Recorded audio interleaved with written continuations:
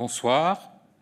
La pandémie de Covid-19 touche 185 pays dans le monde. 2 425 000 personnes ont été atteintes par la maladie. 166 500 en sont décédés. 636 000 en ont guéri. Les États-Unis sont le pays le plus touché au monde, avec 760 000 cas et 40 700 décès. La pandémie reste donc toujours très active et le bilan s'alourdit de jour en jour. L'Europe, qui nous unit et nous a aidés dans la gestion de la crise, reste fortement impactée avec 1 million de cas. Ce soir, nous passons la barre des 100 000 morts en Europe. Vous le savez, 178 malades ont pu être pris en charge grâce à la solidarité européenne et je remercie à nouveau l'Allemagne, la Suisse, l'Autriche et le Luxembourg pour l'aide précieuse qu'ils nous ont fournie. L'Espagne enregistre plus de 200 000 cas et près de 21 000 décès. En Italie, l'épidémie est à l'origine de 179 000 cas et plus de 23 600 décès. La Belgique recense 40 000 cas et 5 800 décès, c'est un des pays les plus touchés. Le Royaume-Uni compte 121 000 cas et 16 000 décès. En France, selon les estimations de Santé publique France, 114 657 cas seraient confirmés. Ce soir, les remontées de 1 291 établissements de santé, publics et privés, font état de 30 584 personnes encore hospitalisées pour la prise en charge d'une infection Covid-19. 1 465 nouveaux cas ont été admis ces dernières 24 heures à l'hôpital. En tenant compte des sorties, le solde est négatif, mais très faiblement, avec 26 personnes hospitalisées en moins par rapport à hier. Vous voyez sur cette courbe l'évolution du nombre d'hospitalisés, c'est vraiment le très haut plateau que je vous décris depuis plusieurs jours. Il y a une baisse, mais cette baisse est très faible et la décrue est très lente. Vous le voyez aussi sur les réanimations. 5 863 patients dans un état grave sont actuellement hospitalisés dans des services de soins intensifs, soins continus et réanimation. Au cours des dernières 24 heures, 208 nouveaux malades ont été admis. 32% des patients ont moins de 60 ans. Nous comptons 85 patients âgés de moins de 30 ans. Le solde depuis 12 jours reste négatif. Il est de 61 patients en moins en réanimation sur tout le territoire national. La baisse des besoins en réanimation se confirme, mais elle reste très légère et nous sommes toujours à un niveau exceptionnel, très supérieur aux capacités de réanimation en France avant l'épidémie. De plus, la tension diminue de manière inégale et nous devons donc poursuivre tous nos efforts. Je tiens une nouvelle fois ce soir à remercier toutes les personnes impliquées au quotidien dans la prise en charge de ces patients, les médecins, les internes, les externes, les infirmiers, les aides-soignants, les kinésithérapeutes, tous les soignants, mais aussi les personnels d'entretien, les personnels administratifs, les étudiants, tous les volontaires issus des soins de ville ou du privé. Dans les Outre-mer, on relève 108 hospitalisations, dont 34 patients en réanimation, et ce bilan est heureusement en baisse. Depuis le début de l'épidémie, 37 409 personnes hospitalisées ont pu rentrer à domicile. C'est 831 de plus ces dernières 24 heures, et c'est sans compter les dizaines de milliers de personnes guéries en ville sans besoin de passer par l'hôpital. Vous le constatez, cette épidémie est massive et depuis le début de l'épidémie, 81 000 personnes, 81 000 malades ont dû être pris en charge en milieu hospitalier. La circulation du virus demeure à un niveau élevé, vous l'avez noté, sur le nombre de patients hospitalisés chaque jour, sur le nombre de patients admis en réanimation. Nous devons poursuivre notre mobilisation. Nous surveillons de très près la situation de nos aînés, et en particulier la situation dans les établissements sociaux et médico-sociaux. Depuis le début de l'épidémie, nous avons 64 394 cas, dont 23 668 confirmés par test PCR. au sein de 5 741 établissements sociaux et médico-sociaux qui ont déclaré des cas et donc participé à cette remontée nationale d'informations. En ce qui concerne la mortalité, ce soir, notre pays franchit un cap symbolique et particulièrement douloureux et déplore plus de 20 000 décès. Malgré les efforts des Françaises et des Français pour respecter scrupuleusement le confinement, la distanciation physique et sociale et tous les gestes barrières, l'épidémie est très meurtrière. Nous devons donc tous rester vigilants, mobilisés, conscients que nos efforts doivent perdurer dans le temps et que nous ne devons pas baisser les bras. En ce qui concerne la mortalité hospitalière, 12 513 décès sont à déplorer depuis le 1er mars, dont 27 décès en Outre-mer. Nous déplorons 7 752 décès survenus en établissements sociaux et médico-sociaux et rattachés à l'infection Covid-19 depuis le début de l'épidémie. L'essentiel de ces décès est observé au sein des EHPAD. Depuis le 1er mars, nous déplorons 20 265 décès liés au Covid-19 en France, donc avec 12 513 décès dans les hôpitaux et 7 752 au sein des établissements sociaux et médico-sociaux. Il s'agit donc d'une pandémie meurtrière qui est loin d'être terminée et qui a tué davantage en France que toutes les épidémies saisonnières de grippe, même les plus sévères, même les plus longues, puisque celles-ci ont tué au maximum 14 000 personnes dans notre pays et qui aussi a tué davantage que la canicule de l'été 2003, au cours de laquelle nous avions déploré 19 000 décès. Le Premier ministre a parlé hier du taux de reproduction de l'épidémie. Qu'est-ce que cela veut dire ? Il s'agit du nombre de cas secondaires, du nombre tout simplement de personnes qui sont contaminées par contact avec un seul porteur du virus. Il est important de comprendre que ce nombre est passé au début de l'épidémie, avant les gestes barrières, avant la distanciation, avant le confinement, d'un nombre de 3 à aujourd'hui un nombre inférieur à 1. Qu'est-ce que cela veut dire ? Cela veut dire que sans aucune mesure, sans ces fameux gestes barrières, sans cette distanciation, sans le confinement, chaque personne porteuse, et qui pouvait ne pas le savoir, contaminait chaque semaine 3 personnes. Aujourd'hui, ce nombre est passé sous le chiffre de 1, c'est-à-dire que l'épidémie n'arrive plus à donner autant de malades qu'elle avait auparavant, et c'est ainsi qu'on arrivera, en poursuivant nos efforts, à freiner l'épidémie et à la faire se réduire.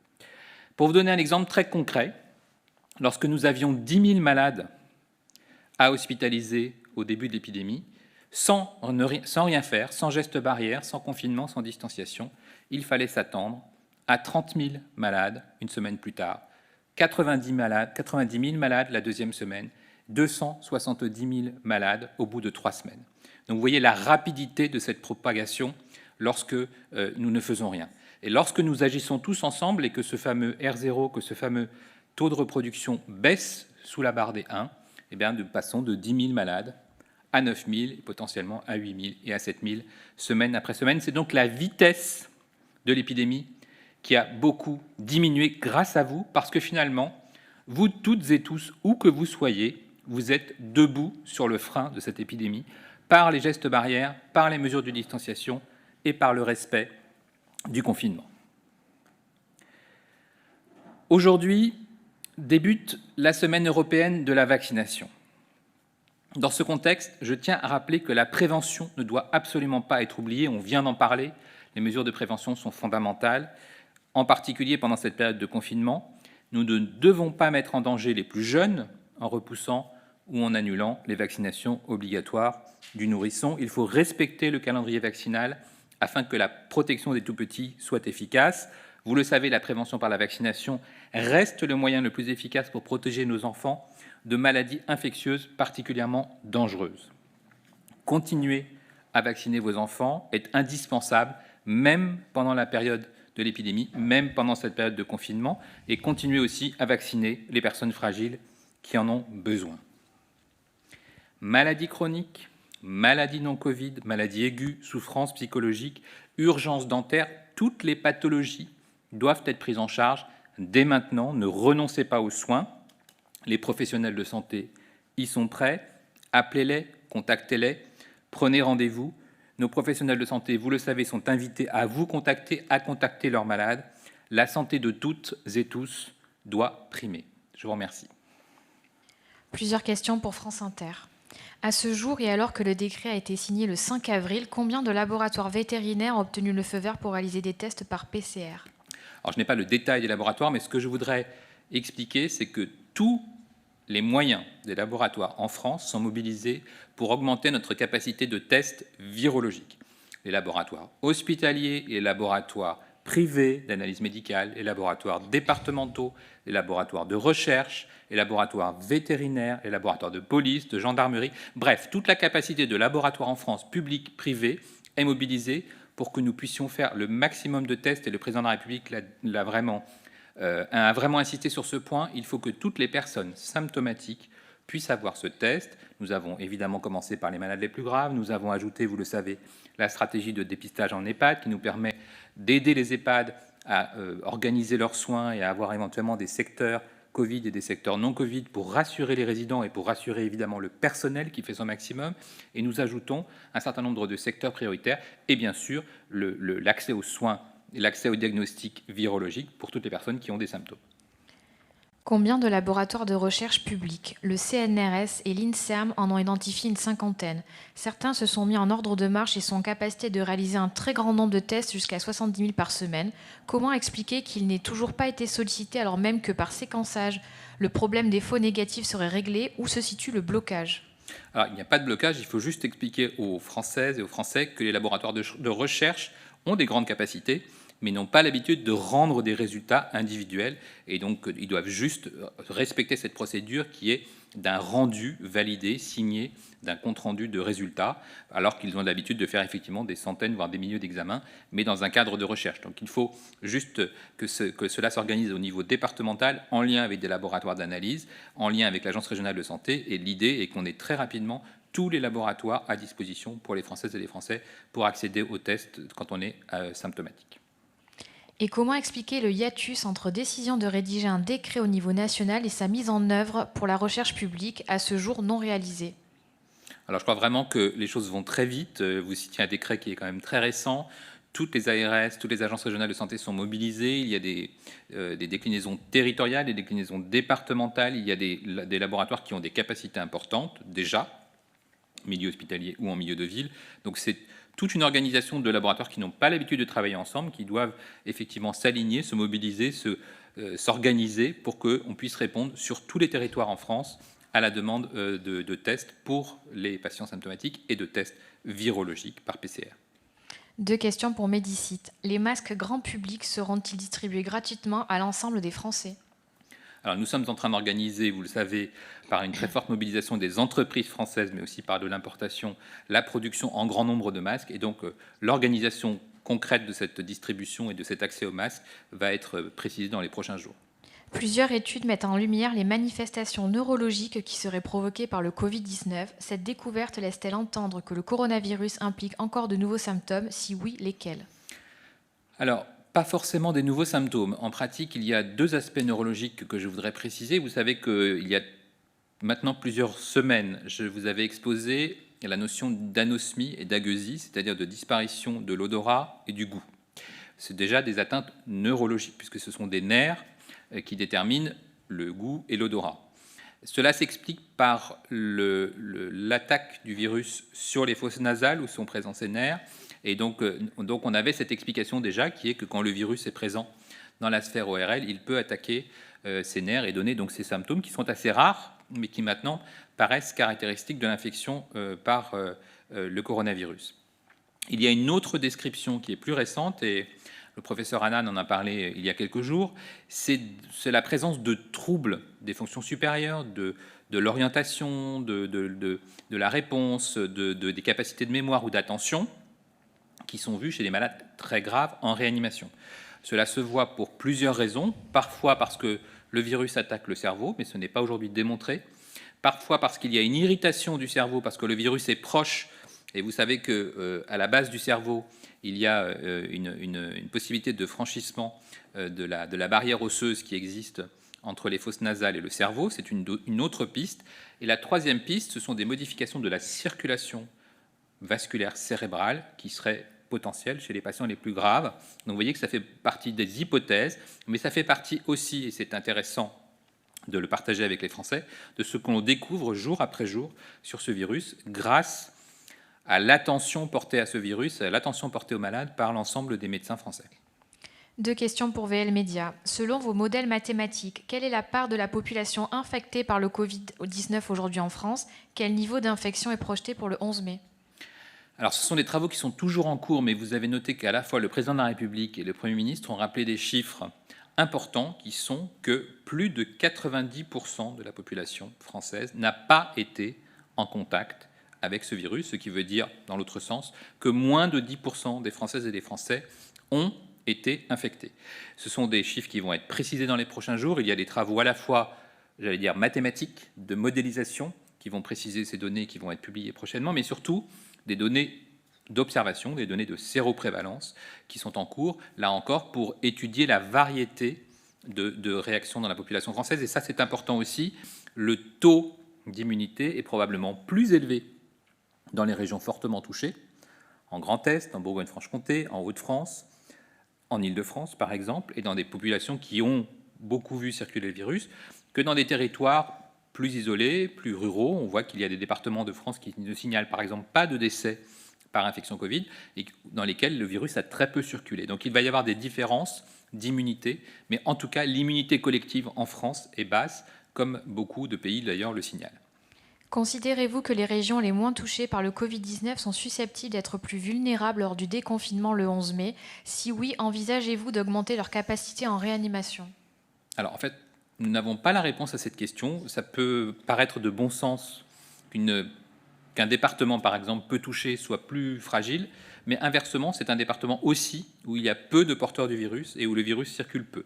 Donc les deux hypothèses sont testées, à la fois celle d'une relative fragilité du département parce qu'il y a peu d'immunité, mais finalement peu de départements ont une immunité élevée, et inversement l'hypothèse que très peu de porteurs sont encore présents au moment du déconfinement et que donc le virus ne circulera pas. Mais vous avez bien noté hier que le Premier ministre a vraiment corrélé son dispositif de déconfinement à des enjeux sanitaires en insistant sur le fait, et c'est pourquoi je vous rappelle l'importance de freiner cette épidémie, on a besoin tous ensemble de se mettre dans les meilleures dispositions pour le 11 mai, c'est-à-dire de ralentir la circulation virale, de baisser très vite la pression sur l'hôpital, de permettre à l'hôpital de retrouver des capacités, de permettre à l'ensemble des personnels soignants en ville comme à l'hôpital de reprendre des forces.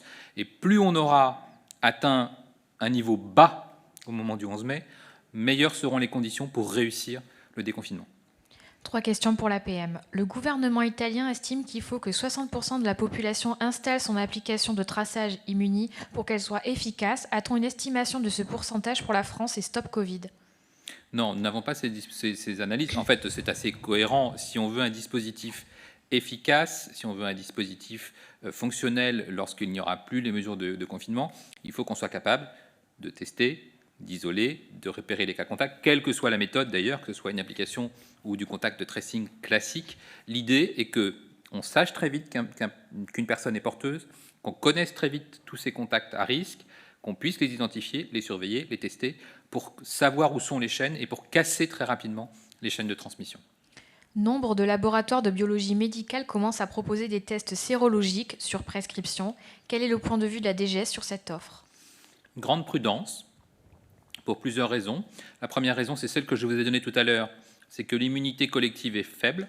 On s'attend à avoir plus de 90% des tests négatifs, puisque le virus a peu circulé. Deuxièmement, il y a encore des enjeux de qualité de ces tests. Ce ne sont pas les autorités françaises qui le disent, ce sont même beaucoup d'autorités sanitaires internationales. Il y a encore du temps nécessaire pour qualifier ces tests, pour s'assurer de leur fiabilité, de leur sensibilité et de leur spécificité. Et surtout, ce n'est pas l'urgence. L'urgence, c'est de gérer l'épidémie, c'est de connaître tous les porteurs du virus, et donc ce sont les tests virologiques qu'il faut privilégier aujourd'hui. Viendra le temps des tests sérologiques, mais ce n'est pas aujourd'hui le temps de ces tests. Sur l'organisation de la reprise de la programmation chirurgicale pour éviter les pertes de chance, est-ce qu'on attend des directives ou bien chaque ARS ou établissement prend l'initiative? Non, il ne doit pas y avoir de perte de chance pour une urgence chirurgicale, il n'y a pas de sujet.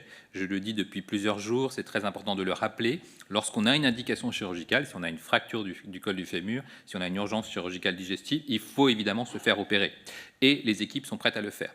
Là, on parle de chirurgie urgente et qui est très différente de la chirurgie programmée. La chirurgie qui peut être décalée de quelques semaines, décalée de quelques mois. Et donc aujourd'hui, quand il y a une indication chirurgicale, il faut évidemment la respecter et les chirurgiens à ce moment-là vous proposeront une intervention. Donc pas de perte de chance pour des urgences chirurgicales avérées. Par contre, il faut effectivement que les hôpitaux se réorganisent pour tout ce qui est activité lourde, programmée, médicale et chirurgicale. 2 questions pour le Wall Street Journal. Hier, le Premier ministre a dit que la stratégie de transférer des patients hors des régions les plus touchées avait sauvé des vies. Est-ce que d'autres pays vous ont contacté pour les aider à travailler sur une stratégie similaire, en particulier en utilisant des trains? Alors, vous savez que le Premier ministre a insisté effectivement sur le fait qu'on avait sauvé des vies. Je pense que la magnifique mobilisation des établissements de santé publics et privés, leur déprogrammation, le doublement de la capacité de réanimation a sauvé des vies. Il faut aussi dire aux Françaises et aux Français que leur respect du confinement a sauvé beaucoup de vies.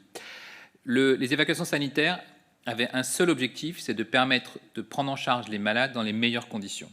Alors on peut toujours imaginer que quand on est dans un service de 30 lits de réanimation, on peut monter à 40 et à 50 et à 60. Mais les conditions deviennent dégradées. Les conditions géographiques, l'organisation des soins, les couloirs, les transferts, la radiologie, l'imagerie, tout devient compliqué.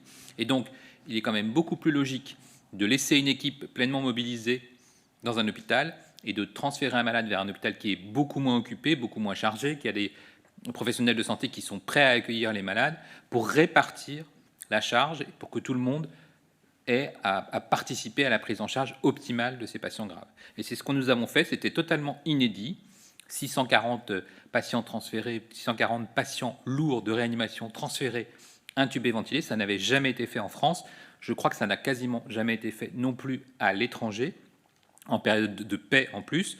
Et donc, il y a eu des magnifiques réussites. Vous avez entendu parler des avions, des hélicoptères. Il y a eu ces fameux allers-retours de TGV médicalisés. Je crois que c'était une vraie réussite du système de santé français. Pourquoi avoir décidé d'effectuer plus de 600 transferts de patients plutôt que d'ajouter encore plus de capacités de réanimation dans les hôpitaux et les régions les plus sollicitées? Je crois que vous avez répondu, c'est-à-dire vraiment le partage de la charge, le fait que des établissements qui avaient relativement peu d'activité étaient tout prêts à prendre en charge dans les meilleures conditions les patients les plus graves. Ça s'est passé dans des grandes conditions de sécurité, avec une forte mobilisation des équipes de transfert. Et donc, cette solidarité interrégionale a parfaitement joué. Question pour France Télévisions. La France envisage-t-elle de recourir à la méthode dite de pooling, test réalisé après mise en commun de plusieurs échantillons, pour cibler les personnes asymptomatiques? Non, nous ne souhaitons pas cibler les personnes asymptomatiques. Le président a été clair, nous devons répondre rapidement à la demande d'une personne présentant des symptômes, et donc c'est ce que nous allons faire, et nous ne sommes pas sur ce type de technique de poolage. À ce jour, quels sont les modes de contamination les plus fréquents identifiés par les ARS dans leur tracking de chaîne? Pourcentage dans le cadre intrafamilial, en entreprise, dans les transports? Alors, il faut rassurer les Français, les personnes qui respectent le confinement sont très peu atteintes par l'infection. Et quand elles respectent les mesures barrières, quand elles respectent la distanciation physique, la distanciation sociale, elles sont vraiment très peu infectées.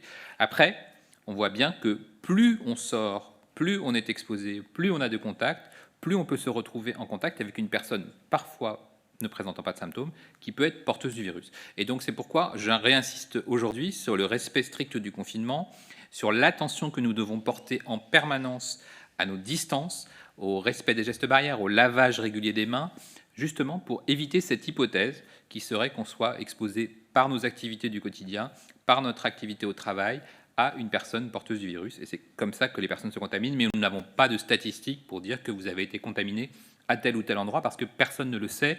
Quand vous avez une journée complète de travail, vous ne savez pas qui vous a contaminé. 2 questions pour Prévention Santé. Combien de tests PCR ont été réalisés en France depuis le début de la pandémie et combien de tests en moyenne par cas confirmé? Alors, le nombre de tests devient très important. Nous avions déjà, il y a quelques jours, plus de 450 000 tests réalisés en milieu hospitalier. Et Santé publique France nous dit qu'en semaine 15, donc mi-avril, nous avions pratiqué 160 000 tests dans la semaine. Donc, vous voyez que notre capacité de test augmente régulièrement et elle va encore augmenter. Donc, le nombre de tests PCR a pour objectif de répondre à la demande de toutes les personnes symptomatiques. Question pour Hospimedia. La plateforme nationale de lutte contre l'isolement, qui fait partie des propositions validées du premier rapport de la mission de Jérôme Guedj, est-elle prête et quand le sera-t-elle? Alors nous y travaillons. Vous avez noté que le ministre des Solidarités et de la Santé, Olivier Véran, en a beaucoup parlé hier lors de sa conférence de presse avec le Premier ministre. Nous portons une attention toute particulière aux publics les plus vulnérables et donc nous apportons une réponse spécifique à chacun de ces publics puisque vous avez noté que leurs besoins ne sont pas les mêmes. Nous avons parlé des établissements sociaux, des établissements médico-sociaux, des personnes qui sont à domicile et donc nous sommes évidemment très attentifs à lutter en permanence contre l'isolement, en particulier dans cette période de confinement.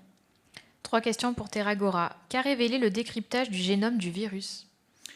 Rien de particulier, si ce n'est qu'il y a une grande proximité.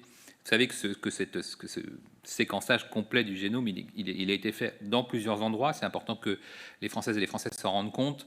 Les Chinois l'ont séquencé en premier, mais d'autres grands pays l'ont séquencé depuis. C'est ainsi qu'on voit d'ailleurs évoluer tout doucement ce virus, qui d'ailleurs ne mute pas fortement, mais évolue comme tout virus génération après génération. Et donc il n'y a pas de surprise dans cette analyse du génome. Il n'y a pas de séquence anormale, il n'y a pas de séquence particulière de virulence ou de résistance particulière. Mais simplement, vous le savez, il a une grande proximité avec un certain nombre de coronavirus, il a une grande proximité avec des virus retrouvés chez les animaux, et donc l'origine animale de ce virus ne fait aucun doute pour la plupart des scientifiques qui pilotent les centres de référence. Les régions les moins touchées à ce jour, Bretagne, Pays de la Loire et Normandie, connaissent-elles une augmentation du nombre de cas et dans quelle proportion? Non, les régions les moins touchées n'observent pas d'augmentation du nombre de cas. D'ailleurs, il n'y a pas d'augmentation du nombre de cas dans une seule région française. On voit bien qu'il y a un plateau élevé et qu'il y a plutôt une tendance à la baisse, même si elle est malheureusement beaucoup trop lente. C'est une inconnue aujourd'hui. On a toujours dit qu'on dirait ce qu'on ne sait pas. On a beaucoup de mal à expliquer. Nous n'avons pas trouvé d'explication. Les scientifiques se posent toujours la question de savoir pourquoi certains pays sont plus touchés que d'autres. Je vous ai parlé tout à l'heure de la Grande-Bretagne, je vous ai parlé de la Belgique. Il y a des pays européens qui sont moins touchés sans qu'il y ait d'explication particulière. Et puis surtout, même au sein du territoire national, même au sein de la métropole, il y a des très grandes différences, probablement liées à nos interactions sociales, à la circulation initiale du virus, qui font que des départements comme le Haut-Rhin ont été massivement touchés et d'autres quasiment pas. Donc c'est encore l'objet d'études scientifiques. Les pharmaciens pourront-ils vendre des masques grand public? Alors, vous savez que le président de la République s'est engagé à ce que nous ayons un accès aux masques grand public pour toutes les personnes qui le souhaitent. Et donc, le gouvernement et toutes les collectivités ainsi que les entreprises travaillent à un dispositif permettant que les circuits soient les plus aisés possibles et les plus pratiques possibles pour que la distribution permette à chaque Français d'avoir accès à ces masques. Donc, nous y travaillons et l'idée est que ce soit faisable, simple et efficace. 3 questions pour l'usine nouvelle. Combien de tests la France a-t-elle commandé en France et à l'étranger pour l'objectif de 500 000 par semaine d'ici au 11 mai? Justement, tout le dispositif qui permet de répondre à l'objectif présidentiel et à l'objectif fixé par le Premier ministre, qui est que nous soyons capables, à partir du 11 mai, de faire ces fameux 500 000 tests par semaine, et donc que nous ayons l'ensemble du dispositif, les écouvillons, les milieux de culture, les réactifs, les tests PCR, les plateformes publiques et privées, hospitalières et en ville, pour répondre à ce besoin que nous avons estimé en fonction du nombre de personnes symptomatiques et en fonction du nombre de personnes que nous aurions à tester, que ce soit en milieu hospitalier ou en EHPAD par exemple. Pourquoi un test non répertorié par la DGS est-il commandé par le ministère des Solidarités et de la Santé, comme c'est le cas pour 1 million de tests du groupe chinois BGI? Alors ça, ce sont des tests différents. En fait, ce que nous faisons, c'est qu'il y a aujourd'hui des tests PCR, pas confondre, et des tests sérologiques. Il y aura très rapidement un cahier des charges, vous savez, qui est fourni par la Haute Autorité de Santé. Il y a aussi une étape qui passe par l'Agence nationale de sécurité du médicament, et puis il y a une qualification en cours de l'ensemble des tests par le Centre national de référence. Donc les tests qui seront disponibles en France seront des tests qui auront été certifiés, qui auront rempli le cahier des charges et qui auront été validés par le Centre national de référence. Olivier Véran évoquait hier la possibilité de réimplanter des filières de production de médicaments sur notre territoire. L'État a-t-il engagé des actions concrètes sur ce sujet ? Non, c'est un travail de longue haleine, c'est une volonté très forte du gouvernement, vous le savez, mais il faut que les Françaises et les Français comprennent qu'il y a une production de médicaments en Europe, qu'il peut y avoir une production de médicaments en France, bien sûr, et elle sera soutenue, mais qu'il y a aussi un enjeu d'accès aux matières premières. C'est le sujet principal dans les filières de fabrication des médicaments. Et donc là encore, pour acquérir de la souveraineté nationale, il faut aussi avoir l'ensemble de la filière sous contrôle. 2 questions pour CNews. Est-ce que l'hypothèse de la bactérie intestinale Prevotella est une piste sérieuse ? Est-ce qu'elle serait partie prenante de la maladie ? Pas à ma connaissance, je n'ai pas vu de publication sur ce sujet. Je vous remercie, c'était la dernière Merci question. à vous.